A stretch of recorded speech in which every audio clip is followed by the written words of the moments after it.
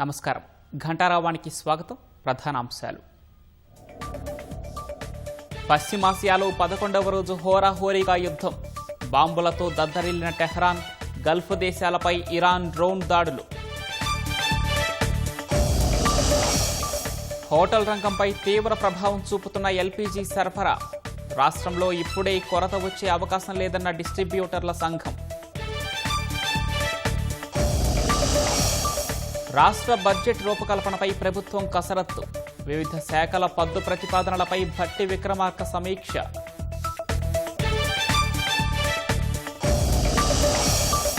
హామీల అమలుపై అసెంబ్లీలో ప్రభుత్వాన్ని నిలదీస్తామన్న కేటీఆర్.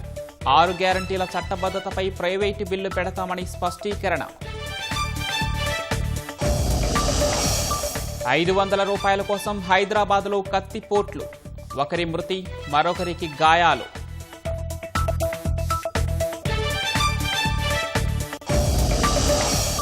ఈ నెల 13న పీఎం కిసాన్ నిధులు విడుదల. రైతుల ఖాతాల్లో 19,000 కోట్ల జమ చేయనున్న కేంద్రం.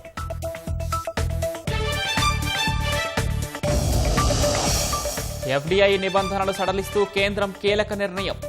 చైనా సహా భారత్ సరిహద్దు దేశాలకు వర్తింపు.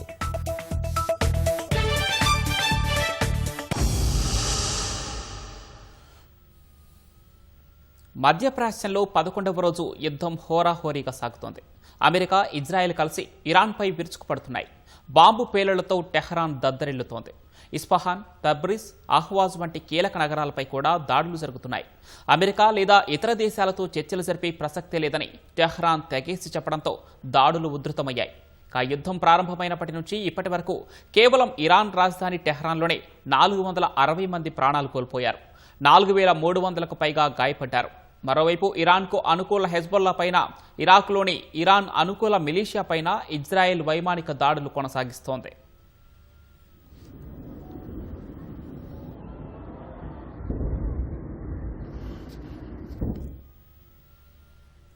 అమెరికా, ఇజ్రాయెల్ కలిసి ఇరాన్పై దాడులు కొనసాగిస్తున్నాయి. ఈ తెల్లవారుజామున టెహ్రాన్లో వరుస పేలుళ్లు సంభవించాయి. ఆకాశంలో క్షిపణులు దూసుకుపోవటం, గాలిలోనే అవి పేలిపోవడాన్ని చైనా మీడియా గ్రూప్ సిఎంజీ చిత్రీకరించిన దృశ్యాలు ధృవీకరించాయి. ఇరాన్లోని సిఎంజీ ప్రతినిధి ప్రకారం టెహ్రాన్ పరిసర ప్రాంతాలపై అమెరికా, ఇజ్రాయెల్ ఉమ్మడి దాడులు కొనసాగుతున్నాయి. అమెరికా, ఇజ్రాయెల్ దాడి చేసిన తూర్పు టెహ్రాన్లోని చమురు నిల్వ కేంద్రం ఇంకా మండుతూనే ఉంది. అక్కడి నుంచి దట్టమైన పొగ వెలువడుతోంది.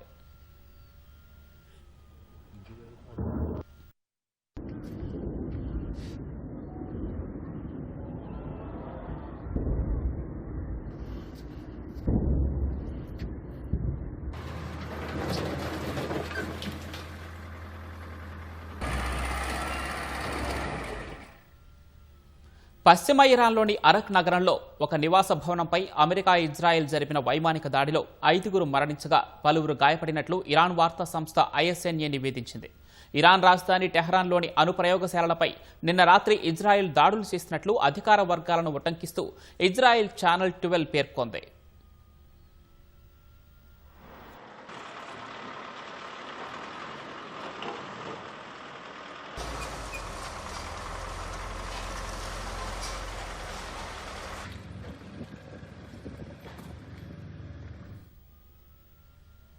లెబనాన్పై ఇజ్రాయెల్ సైన్యం దాడులు కొనసాగిస్తోంది.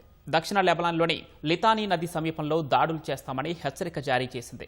ఈ నేపథ్యంలో అక్కడి ప్రజలు హుటాహుటిన ఖాళీ చేసి వెళ్లిపోతున్నారు.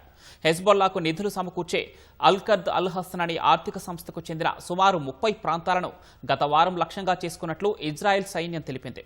ఆయుధాల కొనుగోలు, పోరాడుతున్న వారికి చెల్లింపుల కోసం హెజ్బుల్లా ఈ సంస్థను వాడుకుంటోందని ఇజ్రాయెల్ ఆరోపిస్తోంది.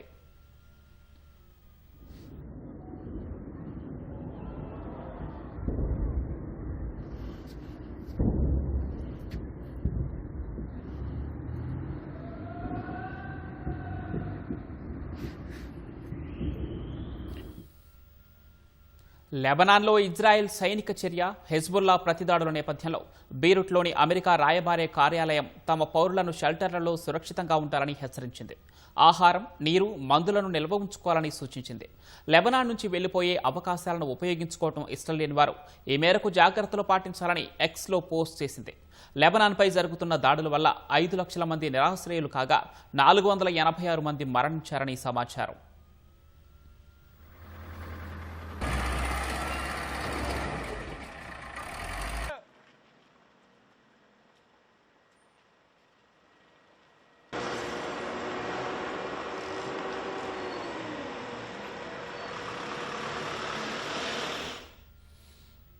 ఈ తెల్లవారుజామున ఇరాక్లోని కిర్కుక్ నగరంలోని పాపులర్ మొబిలైజేషన్ ఫోర్సెస్కు చెందిన 40వ బ్రిగేడ్ లక్ష్యంగా వైమానిక దాడి జరిగింది.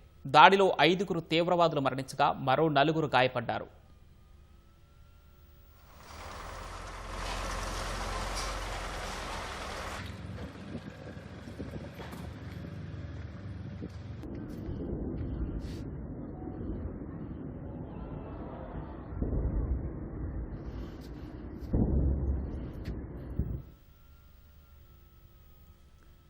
మధ్యప్రాచ్యంలో ఇజ్రాయెల్, అమెరికా బేస్లు ఉన్న పొరుగు దేశాలపై ఇరాన్ భీకరంగా విరుచుకుపడుతోంది.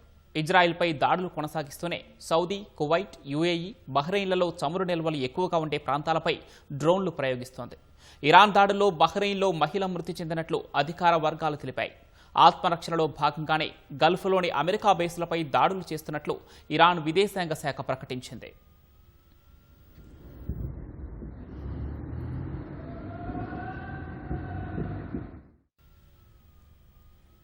యుద్ధం ఎంతకాలం కొనసాగుతుందనే విషయంలో అమెరికా అధ్యక్షుడు డొనాల్డ్ ట్రంప్ పరస్పర విరుద్ధమైన సంకేతాలు ఇస్తున్న నేపథ్యంలోనే పొరుగున ఉన్న గల్ఫ్ దేశాలపై ఇరాన్ తాజా దాడులను ఉధృతం చేసింది. ఇజ్రాయెల్, సౌదీ అరేబియా, కువైట్లే లక్ష్యంగా ఇవాళ తెల్లవారుజామున డ్రోన్ దాడులు చేసింది. ఉత్తర సరిహద్దుల్లో డ్రోన్ను అడ్డుకున్నట్లు ఇజ్రాయెల్ తెలిపింది. అయితే ఐఫాలోని ఇజ్రాయెల్ చమురు, గ్యాస్ రిఫైనరీపైన, చమురు ట్యాంకులపైన దాడి చేసినట్లు ఇరాన్ రివల్యూషనరీ గార్డ్ తెలిపింది. గత 24 గంటల్లో యుద్ధం కారణంగా 191 మంది ఇజ్రాయెల్ ఆసుపత్రుల్లో చేరారని, అందులో కొందరి పరిస్థితి విషమంగా ఉందని తెలుస్తోంది. సోమవారం ఎహూద్ ప్రాంతంలో ఇరాన్ చేసిన క్షిపణి దాడిలో ఒకరు మృతి చెందారు.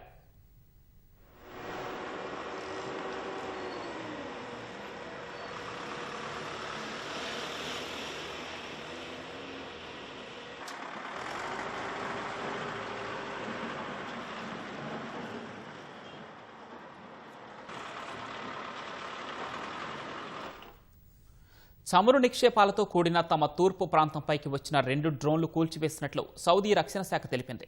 కాసేపటికే అల్ ఖర్జ్ గవర్నరేట్కు తూర్పున మరో డ్రోన్ను ధ్వంసం చేసినట్లు వెల్లడించింది. తమ దేశ ఉత్తర, దక్షిణ ప్రాంతాలపై దాడి చేయడానికి వచ్చిన 6 డ్రోన్లను తమ నేషనల్ గార్డ్ కూల్చివేసిందని కువైట్ ప్రభుత్వం ప్రకటించింది.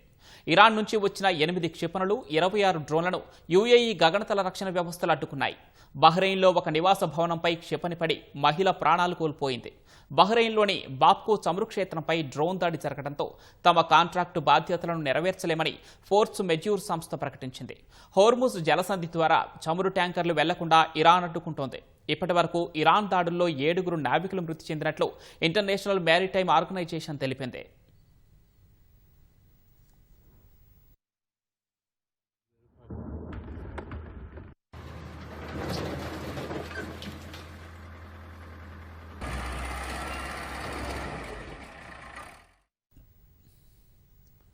తమ క్షిపణి వ్యవస్థ ధ్వంసమైందన్న అమెరికా వాదనలను ఇరాన్ తోసిపుచ్చింది. టన్ను కంటే ఎక్కువ బరువున్న వార్హెడ్లతో కూడిన క్షిపణులను భారీగా మోహరిస్తున్నామని హెచ్చరించింది. యుద్ధం ఎప్పుడు ముగించాలో ఇరానే నిర్ణయిస్తుందని రెవల్యూషనరీ గార్డ్ ప్రతినిధి అలీ మహమ్మద్ నైని చెప్పారు. ఇరాన్ సుదీర్ఘ యుద్ధానికి సిద్ధంగా ఉందని ఇరాన్ సుప్రీం లీడర్, విదేశీ విధాన సలహాదారు కమల్ ఖరాజీ తేల్చి చెప్పారు. అమెరికా, ఇజ్రాయెల్ దురాక్రమణను అడ్డుకోవడానికి ఇతర దేశాలు ఆర్థిక ఒత్తిడి ద్వారా జోక్యం చేసుకుంటే తప్ప ఇకపై దౌత్యానికి చోటు లేదని ఆయన స్పష్టం చేశారు. ఇదే విషయాన్ని ఇరాన్ విదేశాంగ మంత్రి అబ్బాస్ అరాక్చి కూడా చెప్పారు. అమెరికాతో చర్చలు ఇకపై తమ ఎజెండాలో లేవని పీబీఎస్ న్యూస్కు వెల్లడించారు.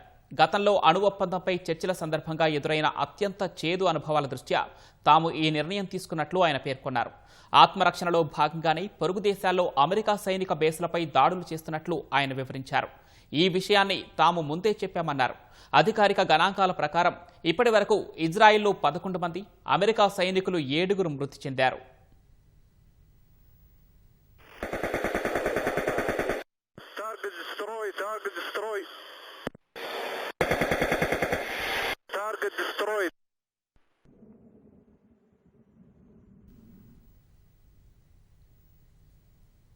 కమర్షియల్ గ్యాస్ నిలిపివేయడంతో తమ వ్యాపారానికి గండిపడిందని తెలంగాణ హోటల్స్ అసోసియేషన్ అధ్యక్షుడు వెంకటరెడ్డి తెలిపారు.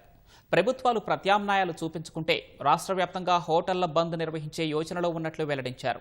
సికింద్రాబాద్లో తెలంగాణ హోటల్స్ అసోసియేషన్ అత్యవసర సమావేశం నిర్వహించారు. పశ్చిమాసియాలో నెలకొన్న యుద్ధ పరిస్థితుల నేపథ్యంలో ఎల్పీజీ గ్యాస్ దిగుమతులు తగ్గిపోవడం పట్ల ఆందోళన వ్యక్తం చేశారు. గ్యాస్ కొరతతో హోటల్ వ్యాపారాలు పూర్తిగా దెబ్బతింటున్నాయన్నారు. ప్రభుత్వం ఏ విషయంలో ఒక వారం రోజుల ముందన్న కనీసం నోటీస్ ఇస్తారు చెప్పారు. మరి అటువంటి సూచనలు ఎవరు చేయలేదు. మాకు నిన్న నుండి గ్యాస్ డీలర్స్ వారు చెప్పడం వల్లే మాకు ఈరోజు మేమందరం కలవాల్సి వచ్చింది. మరి ఈ పరిస్థితి కోసం మరి ఇలా మన గౌరవనీయ తెలంగాణ రాష్ట్ర ముఖ్యమంత్రి రేవంత్ రెడ్డి గారిని కలిసి మా బాధ విన్నవించుకోవడానికి మేము సాయంత్రం కావడానికి ప్రయత్నం చేస్తున్నాం. ప్రధానమంత్రితోని ఈ పెట్రోల్ మంత్రి వారితో అందరితో మాట్లాడి ఏదో ఒక నిర్ణయం రావడానికి మేము వెళ్తున్నాము. ఆ తర్వాత మనం నిర్ణయం తీసుకున్నాము. ఇప్పుడైతే మీరంతా ఉన్నంత వరకు మీరు హోటల్స్ నడిపోయిందని వారు చెప్పడం జరిగింది. అదేవిధంగా ఎవరు చెప్పవలసిన అంత అవసరం లేదు. ఎవరికి వారే గ్యాస్ ఎప్పుడైతే అయిపోతుందో హోటల్ డోర్ మూసుకునే పరిస్థితి ఉన్నది. కాబట్టి ఈ విషయంలో అందరూ మరి ఆలోచన చేసి మరి ఈ పరిశ్రమను నిలబెట్టడానికి ప్రయత్నం చేస్తారని చెప్పి ఆలోచిస్తున్నాం. సచివాలయంలో రాష్ట్ర బడ్జెట్ సన్నాహక సమావేశాలు జరుగుతున్నాయి. మంత్రులు అధికారులతో డిప్యూటీ సీఎం భట్టి విక్రమార్క సమావేశం నిర్వహించారు. అన్ని శాఖల నుంచి వచ్చిన ప్రతిపాదనలపై ఉప ముఖ్యమంత్రి భట్టి విక్రమార్క సమీక్షిస్తున్నారు. అనంతరం ఆదాయ వ్యయాలను బేరీజు వేసుకుని పద్దులు ఖరారు చేయనున్నారు. ప్రస్తుత ఆర్థిక సంవత్సరం బడ్జెట్ 3,04,000 కోట్లకు పైగా ఉండగా రానున్న బడ్జెట్ 3,20,000 కోట్లకు పైగా ఉండవచ్చని అంచనా. కాంగ్రెస్ ప్రభుత్వం తెలంగాణ ప్రజలకు చేస్తున్న మోసం అరాచకాలపై రాబోయే బడ్జెట్ సమావేశాల్లో నిలదీస్తామని బీఆర్ఎస్ కార్యనిర్వాహక అధ్యక్షుడు కేటీఆర్ తెలిపారు. హైదరాబాద్ శివారు గండిపేటలోని గోల్కొండ రిసార్ట్లో బీఆర్ఎస్ ఎమ్మెల్యేలు ఎమ్మెల్సీలకు ఒకరోజు అవగాహన కార్యక్రమం ముగిసిన తర్వాత మాట్లాడిన కేటీఆర్ ఈ బడ్జెట్ ద్వారా కాంగ్రెస్ ప్రభుత్వానికి ప్రజలిచ్చిన వ్యవధి 60% పూర్తవుతోందన్నారు. ఈ సమావేశాల్లో ప్రభుత్వ ప్రాధాన్యాలు హామీల విషయంలో చిత్తశుద్ధి బయటపడుతుందని చెప్పారు. ప్రజలకిచ్చిన 6 గ్యారంటీలు 420 హామీలపై ప్రశ్నిస్తామని బీఆర్ఎస్ తరఫున ప్రైవేటు బిల్లు పెడతామని వెల్లడించారు. కాంగ్రెస్ ప్రభుత్వానికి అసెంబ్లీ నడపటం ఇష్టం లేదన్న కేటీఆర్ పేదల ఇళ్లపై బుల్డోజర్లు నడుపుతున్నట్లే అసెంబ్లీలో కూడా బుల్డోజ్ చేయాలని చూస్తున్నారని కేటీఆర్ దుయ్యబట్టారు. 6 గ్యారంటీలకు చట్టబద్ధత కల్పిస్తాము, వెంటనే చేస్తామన్నారు. మరి 2.5 ఏళ్లు కావస్తా ఉంది. చట్టబద్ధత అనేది ఎప్పుడో చుట్టబండలు అయిపోయింది. అందుకే మేము పార్టీగా నిర్ణయం తీసుకున్నాం. ఒక ప్రైవేట్ మెంబర్ బిల్లును 6 గ్యారంటీల అమలును డిమాండ్ చేస్తూ రాష్ట్ర ప్రజల పక్షాన 2,500 రూపాయలు ఎప్పుడొస్తాయా అని ఎదురు చూస్తున్న మహాలక్ష్ములు మా ఆడబిడ్డల పక్షాన మేము ప్రైవేట్ మెంబర్ బిల్లు ప్రవేశపెడతా ఉన్నాం. తప్పకుండా ప్రభుత్వం మద్దతు ఇవ్వాలని చెప్పి డిమాండ్ చేస్తా ఉన్నాం. రాహుల్ గాంధీ గారి కుటుంబానికి, గాంధీ పరివారికి 1000 కోట్లు పంపుతానని చెప్పిన ముఖ్యమంత్రి గారు కొత్తగా రాహుల్ బంధు పథకం పెట్టినట్టున్నారు. రైతు బంధు మార్చి 10కి కూడా దిక్కులేదు. ముచ్చటగా మూడోసారి రేవంత్ రెడ్డి గారి ప్రభుత్వం వచ్చినాక రైతు బంధు ఎగ్గొట్టే ప్రయత్నం చేస్తా ఉన్నాడు. వచ్చే ఏడాది జరగనున్న గోదావరి పుష్కరాలకు ఘనంగా ఏర్పాటు చేయాలని అధికారులను మంత్రివర్గ ఉపసంఘం ఆదేశించింది. పుష్కరాలు అత్యంత వైభవంగా ఆధ్యాత్మిక వాతావరణంలో నిర్వహించేలా స్పష్టమైన ప్రణాళికతో నిర్దిష్ట కాల వ్యవధిలో పనులు పూర్తి చేయాలని స్పష్టం చేసింది.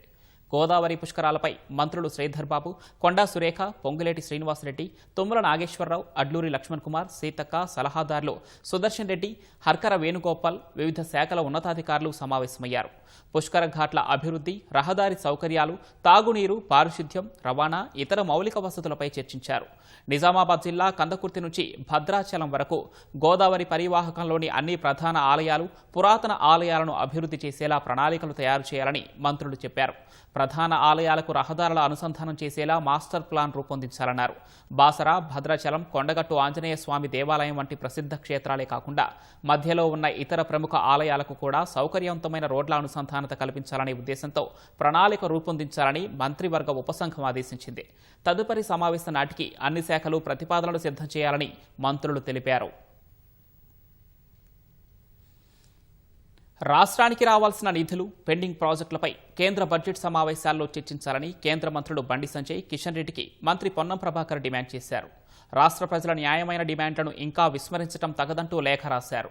ఎన్నికలు రాజకీయాలు వేరని, రాష్ట్రాభివృద్ధిపై వివక్ష చూపొద్దని పొన్నం ప్రభాకర్ కోరారు. కేంద్రం రాష్ట్రానికి ఇచ్చిన హామీలను అమలు చేయడంలో నిర్లక్ష్యం ప్రదర్శిస్తోందని ఆరోపించారు. ఏపీకి ప్రతి బడ్జెట్లో భారీగా నిధులు కేటాయిస్తున్నారన్న పొన్నం దానికి తాము వ్యతిరేకం కాదన్నారు. అయితే ఏపీతో పోలిస్తే సగం నిధులైనా తెలంగాణకు ఇవ్వాలన్నారు. కేంద్ర ప్రాయోజిత పథకాల్లో కేంద్రం వాటా 90% ఉండే విధంగా పునరుద్ధరించాలని తెలిపారు. Hyderabad metro rail phase 2, Musi పునరుద్ధరణ వంటి ప్రాజెక్టులకు సహకరించాలన్నారు. ఖమ్మం వెలుగుమట్ల బాధితులకు సంపూర్ణ న్యాయం జరిగే వరకు పోరాటం కొనసాగిస్తామని ఇళ్లు కోల్పోయి నిరాశ్రయులైన బాధిత కుటుంబాలు తెలిపాయి. రాజ్యాంగ నియమావళికి విరుద్ధంగా అధికారులు అత్యంత కర్కశంగా ప్రవర్తించి తమ జీవితాలను చిన్నాభిన్నం చేశారని ఆక్షేపించారు. రోడ్లు, డ్రైనేజీ, విద్యుత్, తాగునీరు వంటి కనీస మౌలిక సదుపాయాలు లేని వెలుగుమట్లలో తాము పైసా కూడబెట్టుకుని ఇళ్లు కట్టుకుంటే క్షణాల్లో తమ కలలు, ఆశలు నేలమట్టం చేశారని ఆవేదన వ్యక్తం చేశారు. ఒక క్షణం కూడా పట్టదు సార్. మేము దాడి చేయొచ్చు, మీరు మనుషులే, కానీ మీకున్న ఒక యూనిఫామ్ ని గౌరవించి మేము ఇప్పటి వరకు మీ మీద చేతులు చేసుకోవడం గానీ, ఇంకా మీ మీద తిరుగుబాటు చేయడం గానీ, ఎటువంటి మేము పబ్లిక్ ప్రాపర్టీ డ్యామేజ్ కూడా చేయొచ్చు. అన్నిటికీ తెగించే ఉన్నాం సార్. మేము ఉద్యమం లేపగలం, మేము పోరాటం చేయగలం సార్.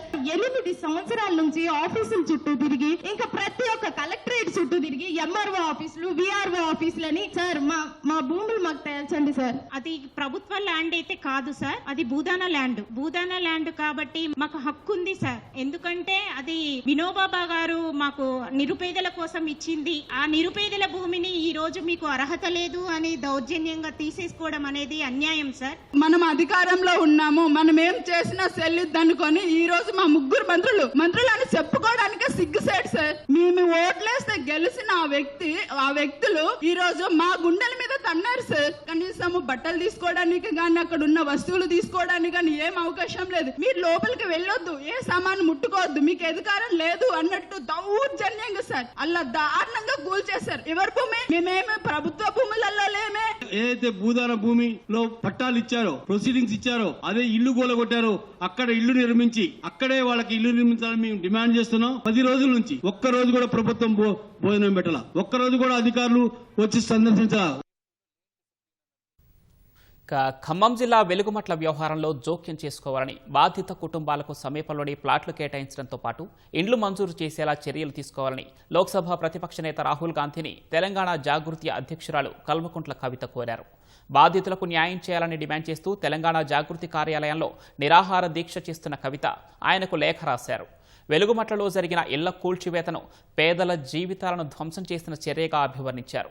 బాధితులకు మళ్లీ అదే స్థానంలో ఇల్లు కట్టించేంత వరకు దీక్ష కొనసాగిస్తానని కవిత. 31 ఎకరాల జాగా భూదాన్ భూమి, పేదవారి భూమి. ఇవాళ దాన్ని మొత్తం అక్కడ ఉన్న ఇండ్లను నేలమట్టం చేసిండ్రు. మొత్తం భూమిని కూడా ఈ రేవంత్ రెడ్డి గారి ప్రభుత్వం, ఈ కాంగ్రెస్ ప్రభుత్వం ప్రజా వ్యతిరేక ప్రభుత్వం, పేదలకు వ్యతిరేక ప్రభుత్వం కాబట్టి అది పెద్దవారికి ఇచ్చే ప్రయత్నం చేస్తుంది. అది ససేమిరా ఒప్పుకునే పరిస్థితి లేదు. ఎందుకంటే అక్కడ ఆల్రెడీ 8, 10, 12 ఏళ్ల నుంచి ఉంటున్న పేదవాళ్ళు ఆ భూమి విలువ పెరిగింది. అంటే పేదవాడికి భూమి ఉంటే ఆ విలువ పెరిగితే కూడా ప్రభుత్వానికి ఇబ్బంది అన్నట్టుగా ప్రభుత్వం బిహేవ్ చేయడాన్ని మేము తప్పుపడతా ఉన్నాం. ఖచ్చితంగా ఎక్కడైతే ఆ పేదవాళ్ళ ఇండ్లు కూలగొట్టినరో అక్కడనే వాళ్ళకు ప్లాట్లు ఇవ్వాలి, అక్కడనే వాళ్ళకు మీరు డబుల్ బెడ్రూమ్ ఇండ్లు కూడా కట్టించేయాలని చెప్పి మేము ప్రభుత్వాన్ని డిమాండ్ చేస్తూ నా దీక్షను కొనసాగిస్తూ ఉన్నాను.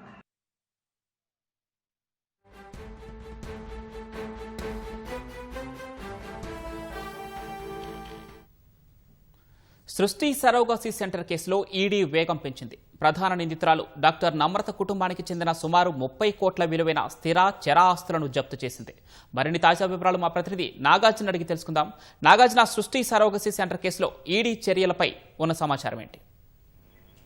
సృష్టి ఫెర్టిలిటీ సెంటర్ కేసుకు సంబంధించి ఒకవైపు గతంలో గోపాలపురం పోలీసులు, సికింద్రాబాద్ గోపాలపురం పోలీసులు కేసు నమోదు చేశారు. అనంతరం కేసులో మనీ లాండరింగ్ జరిగిన అంశం మీద ఈడీ ఇందులో ఎంటర్ అయింది. ఈడీ కూడా ఒకవైపు దర్యాప్తు చేస్తుంది. సో ఈడీ కూడా డాక్టర్ నమ్రతాన్ని కూడా ఇటీవల అరెస్ట్ చేసింది, ఆమెను విచారించింది. కస్టడీలో పాటు ఆమె 3 రోజుల పాటు ఆమెను కస్టడీలో విచారించింది. సో వీటన్నింటి విషయాల్లో కొన్ని కీలకమైనటువంటి విషయాలు గుర్తించారు. దానిలో భాగంగానే ఆమెకు చెందినటువంటి స్థిరచరాస్తులు, ఆమె డాక్టర్ నమ్రత, అతని కుమారుడు ఇద్దరికి చెందినటువంటి స్థిరచరాస్తులు మొత్తం 29.76 కోట్ల రూపాయలకు చెందినటువంటి ఆస్తులను ఈడీ అటాచ్ చేసింది. ఈ ఆస్తులకు సంబంధించి హైదరాబాద్ తో పాటుగా విశాఖపట్నంలో కూడా ఇవి ఉన్నట్లుగా ఈడీ తెలిపింది.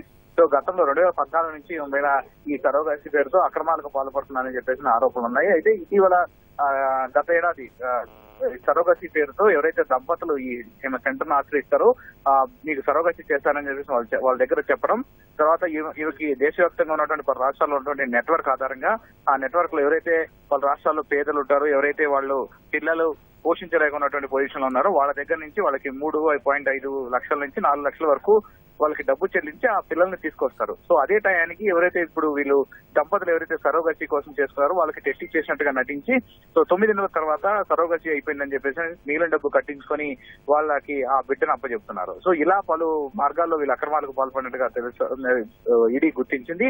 సో అప్పుడు కేవలం 3 నుంచి 4 లక్షల రూపాయలు మాత్రమే పిల్లలు కొనుగోలు చేసిన వారి దగ్గర ఇచ్చి సరోగసి చేశాము, మీకు వేరే వాళ్ళ దగ్గర సరోగసి గర్భంలో పెరుగుతుందని చెప్పేసి చెప్పడం, వీళ్ళు దానికోసం కొన్ని లక్షల రూపాయలు వీళ్ళ దగ్గర వసూలు చేసినట్టు తెలుస్తుంది. ఇది తాజాగా ఈడీ కూడా ఇందులో ఆస్తులు అటాచ్ చేసింది. ధన్యవాదాలు నాగార్జున. విదేశీ ప్రత్యక్ష పెట్టుబడుల నిబంధనలు సడలిస్తూ కేంద్రం కీలక నిర్ణయం తీసుకుంది. చైనా సహా భారత్తో సరిహద్దు పంచుకుంటున్న దేశాల నుంచి వచ్చే ఎఫ్డీఐల విషయంలో నిబంధనల సడలింపునకు కేంద్ర కేబినెట్ ఆమోదం తెలిపింది. దివాలా స్మృతితో పాటు కంపెనీల చట్టం 2013లో సవరణలకు పచ్చజెండా ఊపింది. జల్ జీవన్ మిషన్ పథకాన్ని 2028 డిసెంబర్ వరకు పొడిగిస్తూ నిర్ణయం తీసుకుంది. ప్రధాని నరేంద్ర మోదీ అధ్యక్షతన సమావేశమైన కేంద్ర కేబినెట్ కీలక నిర్ణయాలు తీసుకుంది. ఎఫ్డీఐ, దివాలా స్మృతి, కంపెనీల చట్టంలో సవరణలకు ఆమోదం తెలిపింది. చైనా సహా భారత్తో సరిహద్దు పంచుకుంటున్న దేశాల నుంచి వచ్చే ఎఫ్డీఐల విషయంలో నిబంధనల సడలింపునకు కేంద్ర కేబినెట్ ఆమోదం తెలిపిందని అధికార వర్గాలు తెలిపాయి. పాత నిబంధనల ప్రకారం భారత్తో సరిహద్దు పంచుకుంటున్న దేశాలకు చెందిన కంపెనీలు లేదా పెట్టుబడిదారులు దేశంలో పెట్టుబడి పెట్టాలంటే కేంద్ర ప్రభుత్వ ముందస్తు అనుమతి తప్పనిసరి. తాజా నిర్ణయంతో చైనా సహా ఇతర దేశాల పెట్టుబడిదారులకు కొంత ఉపశమనం లభించనుంది. 2000 ఏప్రిల్ నుంచి 2025 డిసెంబర్ నాటికి భారత్లోకి వచ్చిన మొత్తం ఎఫ్డీఐలలో చైనా వాటా కేవలం 0.32%. ఈ కాలంలో చైనా నుంచి $2.51 బిలియన్ పెట్టుబడులు భారత్లోకి వచ్చాయి. దేశంలోకి వచ్చే మొత్తం విదేశీ ప్రత్యక్ష పెట్టుబడుల్లో చైనా 23వ స్థానంలో ఉంది.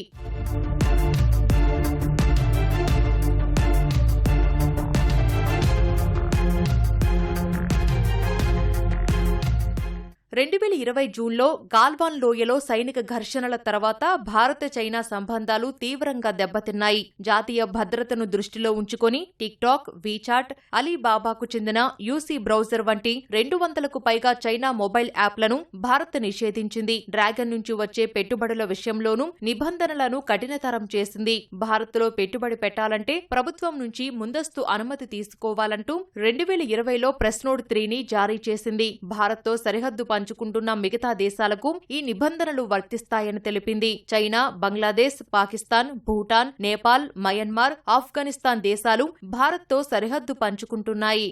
భారత్లో చైనా పెట్టుబడులు స్వల్పంగా ఉన్న ఇరు దేశాల మధ్య ద్వైపాక్షిక వాణిజ్యం మాత్రం గణనీయ స్థాయిలో ఉంది. ప్రస్తుతం భారత్కు చైనా రెండో అతిపెద్ద వాణిజ్య భాగస్వామిగా ఉంది. 2024-25లో భారత్ $14.25 బిలియన్ విలువైన వస్తువులను చైనాకు ఎగుమతి చేసింది. $113.45 బిలియన్ విలువైన వస్తువులను చైనా భారత్కు ఎగుమతి చేసింది. ఫలితంగా ఇరు దేశాల మధ్య వాణిజ్య లోటు $99.2 బిలియన్ ఉంది. 2025-26 ఆర్థిక ఏడాది తొలి 10 నెలల కాలంలో చైనాకు భారత ఎగుమతులు $15.88 బిలియన్ నమోదయ్యాయి. చైనా నుంచి దిగుమతులు 13.82% పెరిగి $108 బిలియన్ చేరాయి. ఈ కాలంలో ఇరు దేశాల మధ్య వాణిజ్య లోటు $92.3 బిలియన్ ఉంది.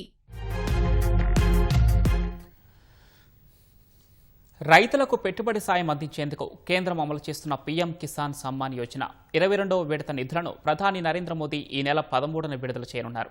అసోంలోని గువాహటి వేదికగా జరిగే కార్యక్రమంలో డిజిటల్ పద్ధతిలో నిధులను విడుదల చేయనున్నారు. సుమారు 9.32 కోట్ల మంది రైతులకు 19,000 కోట్లను బ్యాంకు ఖాతాల్లోకి నేరుగా బదిలీ చేయనున్నారు. 2019 ఫిబ్రవరిలో ప్రారంభమైన ఈ పథకం ద్వారా ప్రతి రైతుకు ఏడాదికి 6,000 చొప్పున 3 విడతల్లో కేంద్ర ప్రభుత్వం అందిస్తోంది. రాబోయే ఖరీఫ్ సీజన్ కంటే ముందే ఈ నిధులు విడుదలవుతూ ఉండటంతో విత్తనాలు, ఎరువులు, పురుగుల మందుల వంటి అత్యవసర సాగు ఉత్పాదకాలను కొనుగోలు చేయడానికి రైతులకు ఇది ఎంతో తోడ్పడనుంది. గతేడాది నవంబర్లో 21వ విడత నిధుల్లో భాగంగా 18,000 కోట్లను ఆ సమయంలో ప్రభుత్వం విడుదల చేసింది.